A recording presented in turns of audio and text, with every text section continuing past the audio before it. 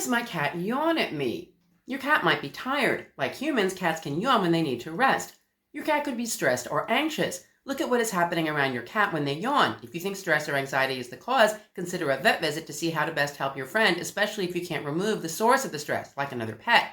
If your cat tends to miss you when you're out, you can leave a soft blanket that smells like you so they can enjoy your scent while you're gone. Your cat could be bored.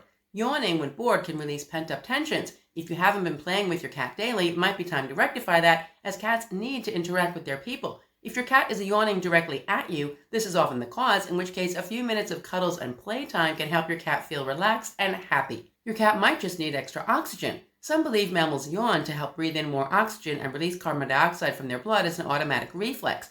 Your cat could be hungry or thirsty. We sometimes yawn for these reasons too, so make sure your cat has enough food and plenty of fresh water.